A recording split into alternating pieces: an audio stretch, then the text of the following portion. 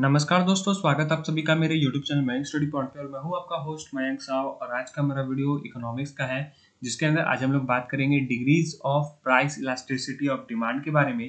तो चलिए वीडियो में आगे बढ़ते हैं। वीडियो में आगे बढ़ने से पहले अगर आप सभी ने मेरे चैनल को अभी तक सब्सक्राइब नहीं किया है तो जल्दी से चैनल को कर दे सब्सक्राइब और प्रेस कर दे बेल आइकन को भी, ताकि आपको हमारे आने वाले वीडियो का नोटिफिकेशन तुरंत मिले और आप उसे मिस ना कर सके। तो बढ़ते हैं आज का मेरे टॉपिक की तरफ। तो चलिए आज कुछ नया सीख लेते हैं।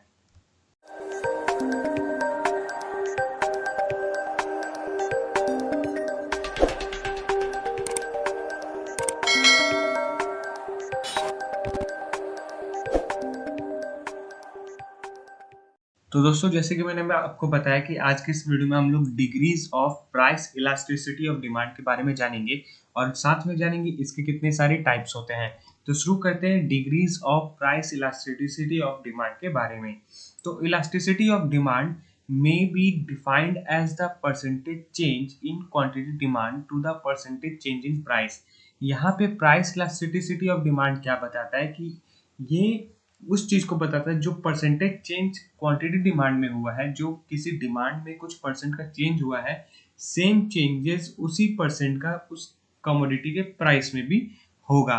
ये चीज इलास्टिसिटी ऑफ डिमांड हमें बताता है। अब degrees of price elasticity of demand के बारे में क्या होता है ये हम समझते हैं।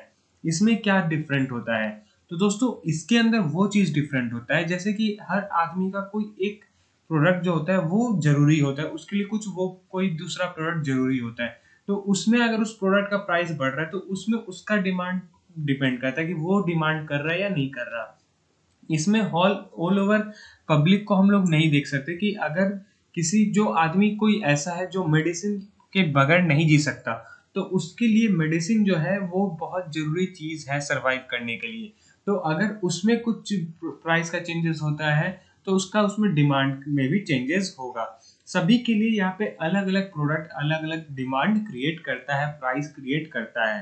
तो different commodities have different price. Her commodity का अलग अलग प्राइस होता है, जिसको हम लोग इलास्टिसिटी से समझते हैं। Some commodities have more elastic demand. कुछ उनमें से कुछ कमोडिटीज ऐसे होते हैं जिनमें इलास्टिक डिमांड जो होता है वो बहुत ज्यादा, तो उसमें खींचाव बहुत ज्यादा होता है। इलास्टिक का मतलब होता है खींचना, जो हम लोग पिछले वीडियोस में देखे थे कि एक रबड़ को हम लोग अगर खींचते हैं तो वो होता है इलास्टिक, कि हम लोग उसको कितना उसका डिमांड को एक्सपेंड कर सक रहे हैं, फ्लेक्सिबल वो कितना है, उसको कितना खींच सक रहे हैं। While others have relative elastic demand. और दूसरा उस कोई कस्टमर के लिए दूसरा कोई प्रोडक्ट इलास्टिक डिमांड का काम करता है। Basically the purpose elasticity of demand ranges from zero to infinity. अब यहाँ पे प्राइस इलास्टिसिटी ऑफ डिमांड किस तरीके से किस रेंज में काम करते हैं, तो ये प्राइस इलास्टिसिटी ऑफ डिमांड जो है ये जीरो से लेके इंफिनिटी के रेंज में काम करते हैं। इंफिनिटी बेसिकली होता तो नहीं है, लेकिन यहाँ पे आपको जब थ्योरी में बताया गया कि इंफिनिटी, तो आप एग्जाम में भी इंफिनिटी ही लिखना, जीरो टू इंफिनिटी। ठीक है। It can be equal to zero, less than one, greater than one and equal to unity. यहाँ पे हम लोग इस तरीके से समझ सकते हैं कि वो इक्वल टू जीरो हो सकता है, लेस देन वन हो सकता है, ग्रेटर देन वन हो सकता है, या फिर इक्वल टू यूनिटी हो सकता है कि उतना ही चाहिए मेरे को, उससे ना एक ज्यादा ना उससे कम ना उसके बराबर का, हमको जितना डिमांड है हमको उतना ही चाहिए। ठीक है। The elasticity of or responsiveness of demand in a market is great and small according as the amount demanded increases much or little for a given fall in price and diminishes much or little for a given rise in price। यहाँ पे elasticity of demand को क्या बताया जा रहा है या फिर रेस्पॉन्सिवनेस ऑफ डिमांड को क्या बताया जा रहा है कि मार्केट में किस तरीके का डिमांड बढ़ रहा है, कितने तरीके का अमाउंट, किस अमाउंट का डिमांड बढ़ रहा है, छोटा अमाउंट का या बड़ा अमाउंट का, और वो अकॉर्डिंगली किस तरीके से कर रहा है। एक छोटा सा चेंज में छोटा सा डिमांड हो रहा है या फिर बड़ा से चेंज में बड़ा सा डिमांड हो रहा है, ये डिपेंड करता है उसका इंक्रीज कितना हो रहा है, वो कितना फॉल कर रहा है, उसका प्राइस में कितना फॉल आ रहा है या फिर उसका प्राइस में कितना राइज आ रहा है। ये degrees of price elasticity of demand के अंदर ये हम लोग कवर करते हैं। और ये इलास्टिसिटी ऑफ डिमांड भी मार्केट इसी तरीके से चलता है। आपको हो सकता है आप जैसे टूथपेस्ट यूज कर सकते करते हो, ठीक है, कोई टूथपेस्ट यूज करता है कोई दूसरे प्रोडक्ट का, कोई दूसरे ब्रांड का, कोई टूथपेस्ट यूज करता है कोई दूसरे ब्रांड का, कोई आयुर्वेद यूज करता है, कोई एलोपैथिक यूज करता है, कोई डॉक्टर वाला यूज कर सकता है। तो उनके ऊपर डिपेंड करता है कि वो किस तरह की कमोडिटीज का यूज कर रहे हैं और उस कमोडिटी का क्या प्राइस और वो क्या डिमांड कर रहे हैं। ये हम लोग बात करते हैं इसके अंदर degrees of price elasticity of demand के अंदर। ठीक है, अब बात करते हैं degrees of price elasticity of demand कितने टाइप्स के होते हैं। तो यहाँ पे हम लोग समझेंगे degrees of price elasticity of demand 5 type की होते हैं, जो आपको डायग्राम में भी दिख रहा है। मैंने एक डायग्राम के अंदर सारे डिमांड कर्व को मैंने बताया है, लेकिन अभी आने वाले वीडियो में आगे की तरफ हम लोग एक एक को अच्छे से समझेंगे कि किस तरीके से किस चीज को हम लोग समझ रहे हैं और यूज कर रहे हैं। तो सबसे पहला आता है परफेक्टली इनइलास्टिक डिमांड, दूसरा आता है परफेक्टली इलास्टिक डिमांड, फिर तीसरा आता है less than unitary elastic demand, फिर greater than unitary elastic demand और आखिर में आता है यूनिटरी इलास्टिक डिमांड, जहां पे आपको साइड में A B C D E G E F और एम एन दिख रहा है और आपको लेफ्ट हैंड साइड में आपके स्क्रीन के सामने जो डायग्राम दिख रहा है उसको उसे रिफ्लेक्ट कर रहा है। ए बी हम लोग को दिखा रहा है कि वो परफेक्टली इलास्टिक डिमांड कैसा है, वो 90 डिग्री के ऊपर काम करता है। ठीक है, फिर सी डी क्या करता है, वो परफेक्टली इलास्टिक डिमांड में। सी डी हम लोग किस तरीके से देख रहे हैं, जो वर्टिकल में है। ठीक है, जो एक 180 डिग्री के एंगल पे चल रहा है। फिर ईजी यानी कि less than unitary elastic demand, कि लेस देन डिमांड कितना ज्यादा हो रहा है यूनिटरी डिमांड का, और ईएफ बता रहे कि ग्रेटर देन कितना हो रहा है, कि एक से ज्यादा कितना डिमांड उसका बढ़ रहा है, और यूनिटरी में एमएन में बता रहा है कि वो डिमांड कर्व कितना ज्यादा फ्लक्चुएट कर रहा है। ठीक है, ये तो हो गया इसके डिग्रीज के बारे में, ये 5 डिग्रीज है। अब हम लोग एक एक करके इनके डिग्रीज को समझते हैं। तो दोस्तों सबसे पहले हम लोग बात करेंगे यहाँ पे परफेक्टली इनइलास्टिक डिमांड के बारे में। ये क्या है? Perfectly inelastic demand is opposite to perfectly elastic demand. जो परफेक्टली इनइलास्टिक डिमांड है वो बिल्कुल उसका परफेक्टली इलास्टिक डिमांड का ऑपोजिट है, क्योंकि परफेक्टली इलास्टिक डिमांड हम लोग को वर्टिकल में काम करता है और इन इलास्टिक डिमांड हम लोग को हॉरिजॉन्टल में काम करता है। ठीक है, नीचे के पार्ट को हम लोग क्वांटिटी बोलते हैं और साइड के पार्ट को हम लोग प्राइस बोलते हैं। Under the perfectly inelastic demand, irrespective of any rise or falls in price of a commodity, the quantity demand remains the same।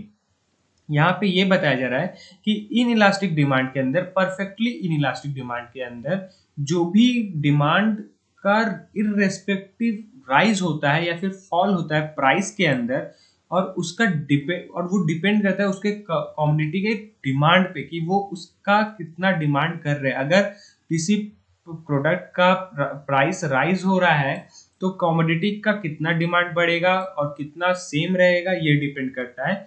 और अगर राइज हो रहा है तो कितना हो रहा है, फॉल हो रहा है तो कितना हो रहा है प्राइस में राइज हो रहा है तो कितना डिमांड बढ़ रहा है, और प्राइस में फॉल हो रहा है तो कितना डिमांड बढ़ रहा है। ये हम लोग को price inelasticity of demand में बताया जाता है। The elasticity of demand in this case will be equal to 0। तो जैसे कि हम लोगों ने आगे पढ़ा था कि जो भी इलास्टिसिटी ऑफ डिमांड होता है वो या तो इक्वल टू 0 होता है, या तो लेस देन 1 होता है, या तो मोर देन 1 होता है, या फिर क्या होता है आप मुझे कमेंट करके बताएं। दूसरा आखिरी जो पॉइंट था वो क्या था, वो इक्वल टू था या फिर लेस देन था या ग्रेटर देन था, क्या था। ठीक है, तो ये तो हो गया इन इलास्टिक डिमांड। अब इसका एक डायग्राम को हम लोग समझते हैं। इन डायग्राम 2 डी शोज, यहाँ पे हम लोग को डायग्राम के अंदर 2 डी दिख रहा है, डी 2 दिख रहा है। shows the perfectly inelastic demand, जो हमें ये बताता है कि ये perfectly inelastic demand है at price OP, ये P1, ठीक है, ये OP है। the quantity demand is OQ, यहाँ पे ये quantity demand है। now the price falls to OP1 from OP। अब यहाँ पे ये बताया जा रहा है कि प्राइस जो है वो फॉल किया है, जो P1 में आ चुका है, यानी कि OP1 तक आ चुका है। From OP the demand remains the same. यहाँ पे दिखा रहा है कि जो हम लोग का डिमांड है वो सेम है, इसमें कुछ चेंजेस नहीं हुआ है। Similarly if the price rises to OP2, और उसी को अगर हम लोग यहाँ पे देखें कि प्राइस जो हम लोग का राइज हुआ है OP2 पे, तो भी हमारा जो डिमांड है वो सेम है। The demand still remain the same, but just as we do not see the example of perfectly elastic demand in the real world, in the same fashion it is difficult to come across the case of perfectly inelastic demand, because even the demand for bare essentials of life does show some degree of responsiveness to change in price। अब हम लोग जैसे कि इससे हम लोग perfectly elastic demand को हम लोग रियल लाइफ में नहीं देखे हैं अभी तक, और ना ही होता है perfectly elastic demand real life में, ऐसा अभी तक नहीं हुआ है, जिसके कारण हम लोग को डिफिकल्ट होता है कि हम लोग सही आंसर उस केस का दे सके। परफेक्टली इनइलास्टिक डिमांड किस तरीके से डिमांड को राइज और फॉल करता है, वो लाइफ में किस तरीके का डिग्री को चेंज करता है, प्राइस ऑफ डिग्री को किस तरीके से चेंज करता है, फ्लक्चुएट करता है। ठीक है, और इसका एक ही कारण होता है कि हम लोग परफेक्टली इलास्टिक डिमांड को एक रियल वर्ल्ड में नहीं देख सकते हैं। वो क्यों नहीं देख सकते, हम लोग आगे बात करेंगे। अब हम लोगों ने इलास्टिक डिमांड समझ लिया, अब हम लोग समझते हैं परफेक्टली इलास्टिक डिमांड क्या होता है। Perfectly elastic demand is said to happen when a little change in price leads to an infinite change in quantity demand। जहां पे ये बताया जा रहा है कि छोटा सा प्राइस में चेंज, छोटा सा अगर प्राइस में चेंज होता है, यहां से आदमी यहां पहुंच जाता है या फिर यहां से यहां पहुंच जाता है, तो डिमांड में इन्फिनिटी डिमांड बढ़ जाता है। डिमांड जो है वो इन्फिनिटी वे में बढ़ जाता है, लेकिन ये रियल वर्ल्ड में एप्लीकेबल नहीं है। कोई भी चीज इन्फिनिटी तरीके से नहीं खरीदा जाता है, ना ही उसका डिमांड बढ़ता है। जितना जरूरत होता है उतना ही डिमांड होता है और उतना ही सप्लाई होता है। ठीक है, इससे ज्यादा नहीं होता है। इसलिए यहाँ पे बोला जा रहा है कि परफेक्टली इलास्टिक डिमांड को जो है हम लोग मैच नहीं कर सकते कि वो रियल वर्ल्ड में उसका एग्जांपल लेकर हम बता सकते हैं कि हम लोग को कितना डिमांड का जरूरत है। ठीक है, यहाँ पे पिछले पॉइंट पे हम लोगों ने यही बात किया था। तो यहाँ पे ये बताया गया कि a small rise in price to the part of the seller reduces the demand to zero. जहाँ पे ये बताया गया कि एक छोटा सा राइज प्राइस के अंदर डिमांड, जो सेलर का जो डिमांड हो रहा है, जो पार्ट ऑफ द सेलर हो रहा है, वो रिड्यूस करता है अपना डिमांड को जीरो तक, अपना डिमांड को वो जीरो तक रिड्यूस करता है।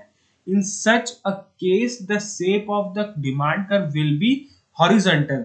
और यही कारण हो जाता है कि इसका shape of demand curve जो होता है वो horizontal होता है, straight line as shown in the figure। जो आपको ये वाला लाइन जो देखने को मिल रहा है, ये horizontal हो जाता है।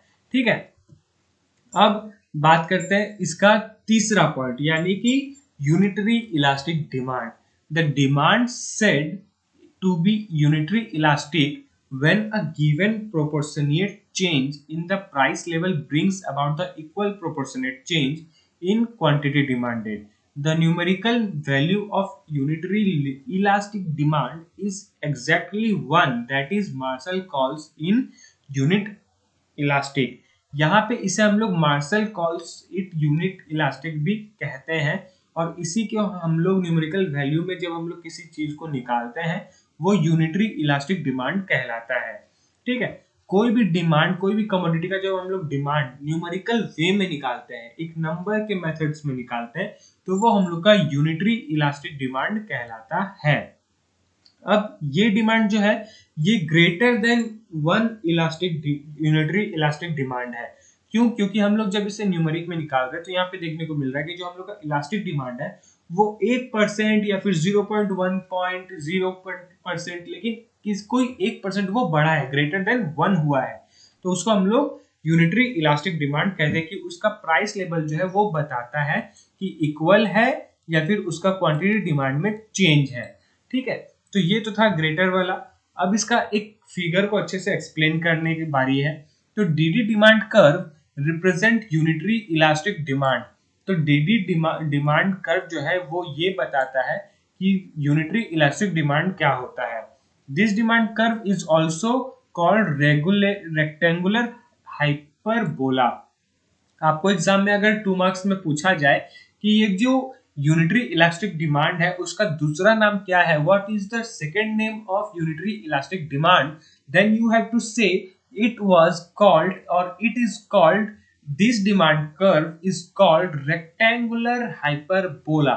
ये होता है rectangular hyperbola when price is OP, when price is OP the quantity demand is OQ, the quantity demand is OQ, okay, OP and OQ, now the price falls in OP1, और जब ये OP1 में इसका price fall होता है, OP1 में इसका price fall होता है यानी कि नीचे की तरफ आता है, तो the quantity demand increases to OQ2 और the quantity demand is increases to OQ2 यानी कि यहाँ पे बढ़ जाता है। ये जब इंक्रीज हो रहा है तो इसका डिमांड भी बढ़ गया है। जब डिमांड बढ़ गया है तो the area of OQ by RP, OQ by RP, यहाँ पे RP, OQ बाई RP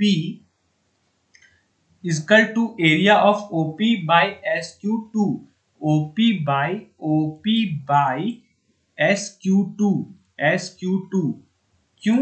क्योंकि जब हम लोग का O और Q1 इक्वल था P और R का, तो ठीक उसी तरीके से जब हम लोग का प्राइस में चेंजेस होता है तो डिमांड भी बढ़ेगा अगर प्राइस में चेंज हुआ है तो जब OP1 हुआ तो हम लोग का डिमांड भी जो है QS या फिर PS हो गया, PS1 हो गया और OQ2 हो गया, ठीक है। In the figure denotes that in all case price elasticity of demand is equal to 1, और यहाँ पे यही बताया गया है कि यहाँ पे जो भी चेंजेस हुआ है इस केस के अंदर प्राइस इलास्टिसिटी डिमांड के अंदर वो इक्वल टू 1 है, कि उसका जो प्राइस में चेंजेस हुआ है वो इक्वल टू 1 है, ठीक है। ये होता है आपका यूनिटरी इलास्टिक ऑफ डिमांड के बारे में।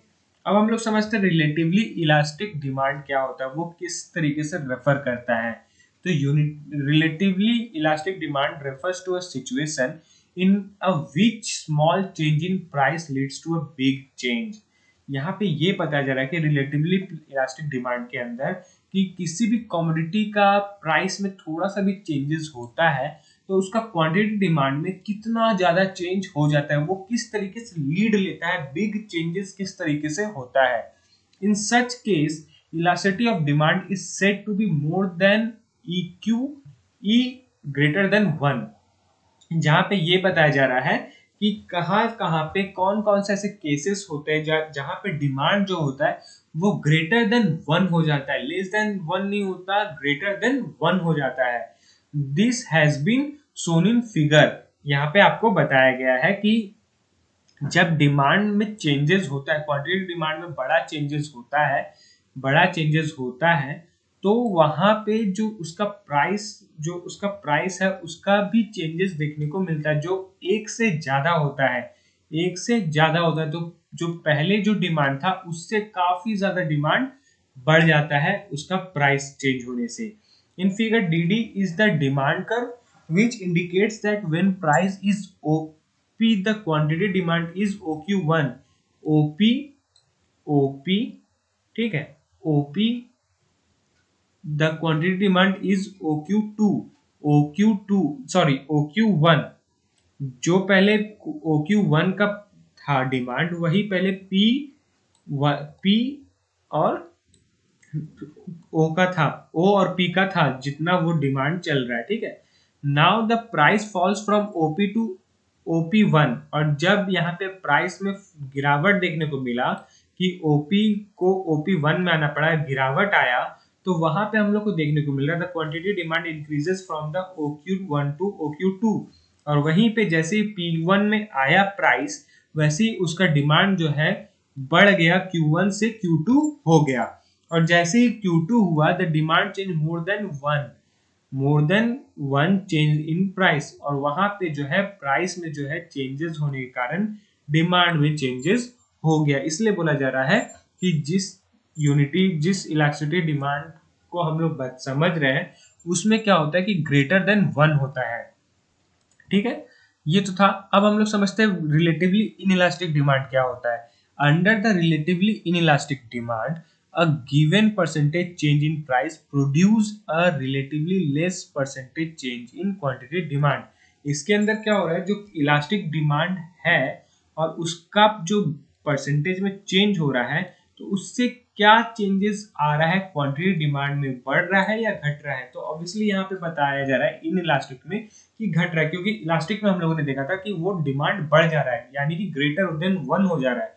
तो इस इन इलास्टिक डिमांड के अंदर ये जो होगा लेस देन 1 हो जाएगा, कि जब ओपी जब ओ क्वांटिटी जब था पी का प्राइस में, तो वो ज्यादा था क्वांटिटी डिमांड, और जैसे ही Q1 से Q2 में गया या फिर P1 में आया, प्राइस उसका जैसे ही उस कमोडिटी का गिरा, तो उसका डिमांड भी जो है वो घट गया, 1 से कम हो गया, लेस देन 1 हो गया।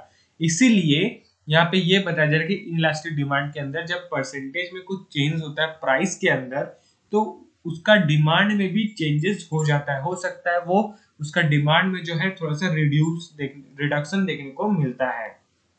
तो दोस्तों, आज के लिए बस इतना ही। उम्मीद करता हूँ कि आप सभी को मेरा वीडियो पसंद आया होगा। तो जाते थे वीडियो को लाइक करें, और अगर आप चैनल पर न्यू है तो चैनल को प्लीज सब्सक्राइब करें और प्रेस करें बेल आइकन को भी, ताकि आपको हमारे आने वाले वीडियो का नोटिफिकेशन तुरंत मिले और आप उसे मिस ना कर सके। तो मिलते हैं हमारे अगले वीडियो पे, तब तक के लिए जुड़े रहे मैं स्टडी पॉइंट के साथ।